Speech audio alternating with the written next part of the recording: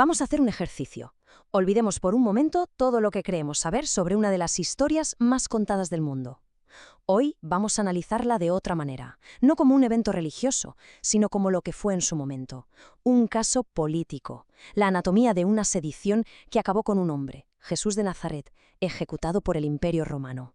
Y aquí es donde nos asalta la pregunta clave, ¿no? ¿Cómo es posible que un predicador de una provincia lejana y polvorienta se convierta en una amenaza tan grande para la mayor superpotencia del mundo como para que lo ejecuten por alta traición?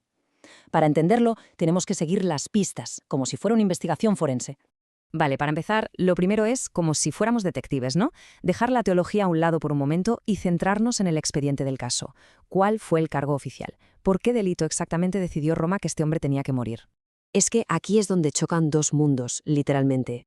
Por un lado, tenemos la narrativa que conocemos todos, la del mártir religioso, pero por otro está la fría y dura realidad legal de Roma, un enemigo del Estado ejecutado por sedición.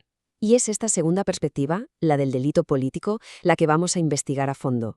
Porque hay que entender una cosa. Esto no pasó en el vacío. Ocurrió en el peor sitio y en el peor momento posibles, en una ciudad que era literalmente un polvorín a punto de estallar.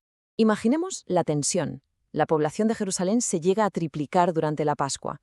¿Y qué se celebra en la Pascua? Pues la liberación de la opresión de otro imperio, el egipcio. Para los soldados romanos que patrullaban las calles, cada cántico, cada reunión, era una posible llamada a la rebelión. Estaban en alerta máxima, esperando que saltara la mínima chispa. Y claro, en medio de toda esa tensión, vaya aparece este mensaje: el reino de Dios.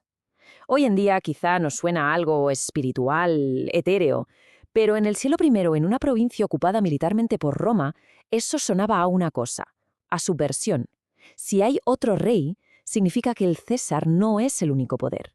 Y para Roma, eso era ni más ni menos que una declaración de guerra. Y con este ambiente tan caldeado, solo hacía falta una chispa. Y esa chispa llegó.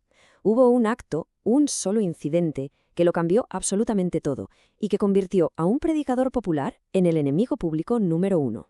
A ver, para entender la magnitud de esto, hay que pensar que el Templo de Jerusalén no era solo una iglesia, ¿qué va? Era el Banco Central, el Ministerio de Hacienda y el centro del poder político, todo en uno, y estaba controlado por una élite que de hecho mantenía su poder y su riqueza gracias a un pacto con los ocupantes romanos.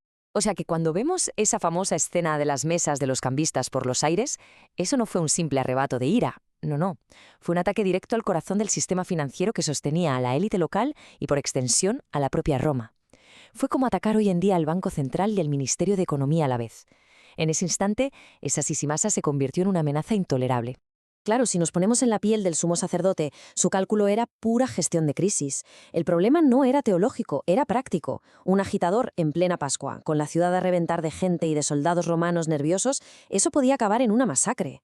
Así que detenerlo, sacrificar a un hombre para salvar a la ciudad, no era una opción, era una cuestión de seguridad nacional. Y a partir de ese momento todo se precipita. La maquinaria del poder, tanto la de la élite local como la de los ocupantes romanos, se pone en marcha a toda velocidad para neutralizar la amenaza antes de que fuera a más. Y aquí vemos la típica colaboración por conveniencia, ¿no? Los intereses de unos y otros de repente encajan a la perfección. La élite sacerdotal quería evitar un baño de sangre y mantener su estatus, y Roma quería aplastar cualquier conato de rebelión de raíz. Dos motivaciones muy distintas, pero una única solución para ambos: había que eliminar al agitador. Pero la clave de todo, la auténtica jugada maestra, es cómo se presenta el caso. Ante el gobernador romano Poncio Pilato, la acusación no es blasfemia. A Pilato los líos religiosos de una provincia lejana le daban absolutamente igual. No, la acusación fue sedición. Se le presentó como un tipo que se autoproclamaba rey de los judíos, un rival directo del emperador. Y ante un cargo así, un gobernador romano solo tenía una respuesta posible: la pena de muerte. Y el resultado de todo esto, pues, es la ejecución. Una ejecución que no tenía nada de especial. De hecho, era el protocolo estándar de Roma para silenciar disidentes y rebeldes. Que nadie se equivoque, la crucifixión era básicamente terrorismo de Estado, puro y duro. Su objetivo no era solo matar a una persona, era una performance pública, una demostración de poder y tortura diseñada para gritarle a todo el mundo una sola cosa: esto es lo que le pasa a quien se atreve a desafiar a Roma. Y ese famoso cartelito, el INRI, que ponía Rey de los Judíos, no era una burla, ni mucho menos. Era un documento legal, el Titulus.